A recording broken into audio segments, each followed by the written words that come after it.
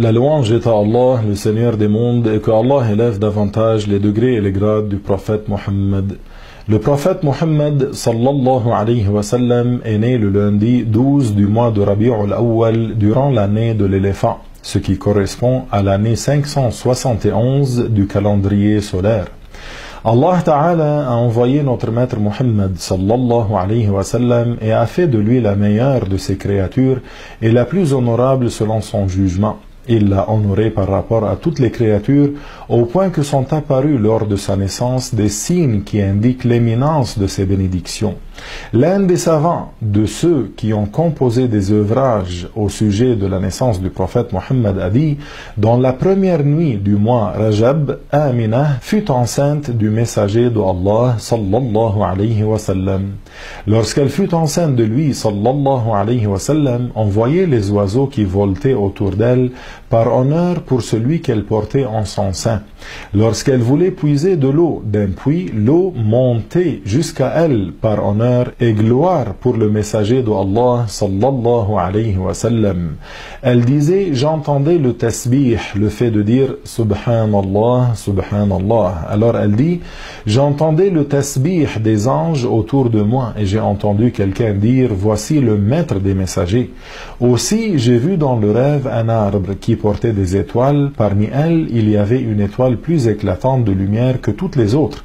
Alors que je contemplais sa lumière et son scintillement, il est tombé sur mes genoux et j'ai entendu une voix me dire: voici le prophète, le maître des messagers.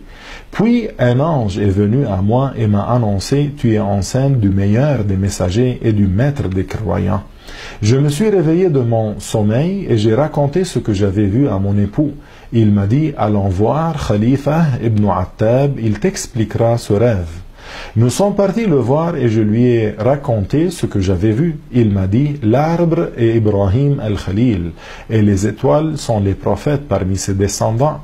Quant à l'étoile qui scintille et qui est plus lumineuse que toutes les autres, elle est le prophète qui apparaîtra dans cette époque, qui détruira les idoles et qui adorera Allah, le très miséricordieux. Et le fait que cette étoile soit tombée sur tes genoux signifie que tu vas accoucher de lui.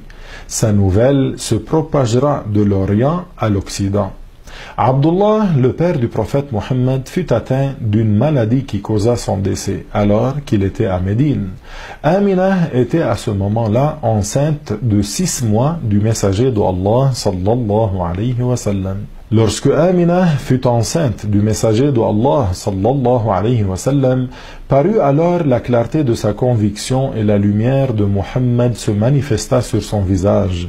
Chaque mois de sa grossesse venait à elle un prophète. Les prophètes lui annonçaient la bonne nouvelle de la naissance du messager d'Allah sallallahu alayhi wa sallam. Elle a vu le premier mois le prophète Adam alayhi salam, suivi des prophètes Shif, Idris, Nuh, Hud, Ibrahim, Ismaïl, Moussa, et enfin au 9e mois elle vit le prophète Isa, Jésus, qui lui annonça la bonne nouvelle que la naissance du prophète Mohammed aura lieu durant ce mois.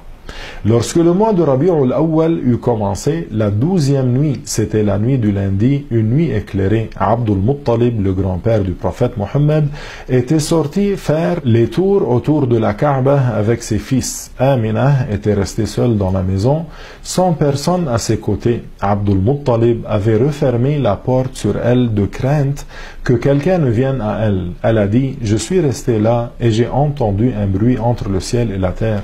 J'ai vu un ange immense qui portait 3 drapeaux. Il a mis le premier sur l'Orient, le deuxième sur l'Occident et le troisième sur Al-Baytul Haram, la Kaaba. Amina a dit: lorsque ce fut la nuit du 12e jour de Rabi'ul Awwal, j'ai su que celui qui était dans mon ventre voulait descendre.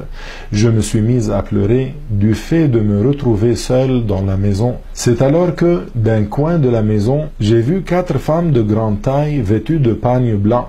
Elles étaient telles des lunes radieuses. Elles embaumaient un parfum magnifique. Je leur ai dit: qui êtes-vous donc, vous dont Allah, par sa grâce, m'a accordé la présence dans ma solitude et qui a soulagé par vous mon épreuve? La première répondit, je suis Maryam, fille de Imran, voici à ta gauche Sarah, la femme de Ibrahim, voici à ton niveau derrière toi Hajar, la mère de Ismaïl, et voici devant toi Asiyah, fille de Muzahim. Amina rapporte, à cet instant, j'ai vu des météorites partir de droite et de gauche. Amina a dit, je n'ai pas ressenti ce que ressentent les femmes lors de l'accouchement, je transpirais beaucoup comme du musc, chose à laquelle je n'étais pas habitué auparavant, et je me suis plainte de la soif. C'est alors qu'un ange m'a amené une gorgée d'eau dans un récipient d'argent. C'était une boisson plus douce que le miel, plus fraîche que la neige et d'une meilleure odeur que le musc. Je l'ai prise et je l'ai bu. C'est alors qu'une lumière m'a inondé. J'ai été étonné et me suis mise à regarder à droite et à gauche. Tandis que j'étais assise, voici qu'un magnifique volatile blanc est venu et a passé ses ailes sur mon ventre en disant « Descends, ô messager d'Allah, descends, ô messager d'Allah ».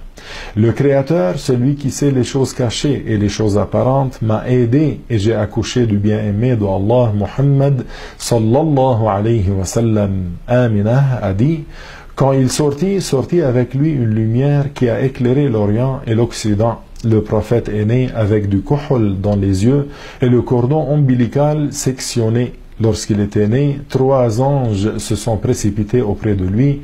L'un avait un récipient d'or, le deuxième une cruche d'or et le troisième une serviette de soie verte. Ils l'ont lavé avec une eau parfumée. Amina a dit, lorsque j'ai accouché du messager d'Allah, sallallahu alayhi wa sallam, je l'ai vu la tête levée vers le ciel, y dirigeant son doigt. Jibril l'a pris, les anges se sont envolés en le portant avec eux. L'ange Mikaïl l'a enveloppé dans un drap blanc du paradis et l'a donné à l'ange Ridwan qui lui a donné à manger dans la bouche, tout comme un oiseau donne à manger à son petit. Je le regardais, c'était comme s'il disait « Ajoute-moi » et Ridwan lui disait « Cela te suffit, ô bien-aimé d'Allah. Il n'y a pas de science ni d'indulgence qui était accordée à un prophète sans que cela te soit accordé.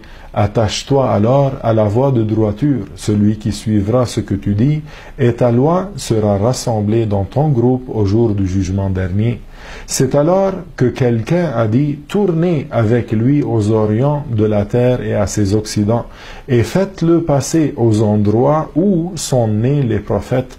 Donnez-lui la sérénité de Adam, la connaissance de Shith. Donnez-lui la douceur de Nuh, la proximité due à l'agrément accordé à Ibrahim, la satisfaction de Ishaq, l'éloquence de Ismaïl, la sagesse de Luqman, la patience de Ayyub, la belle voix de Daoud, la force de Moussa, l'ascétisme de Isa, la compréhension de Sulaiman, la médecine de Daniel, le respect qu'inspirait Ilyas, la préservation de Yahya, l'acceptation de Zacharia, et enveloppez-le des caractères des prophètes et couvrez-le, il est le bien-aimé du Seigneur des mondes. Enfin, je demande à Allah, le Seigneur des mondes, d'élever davantage les grades et les degrés de notre maître bien-aimé, Muhammad, notre chef, notre guide, la joie de nos yeux, sallallahu alayhi wa sallam.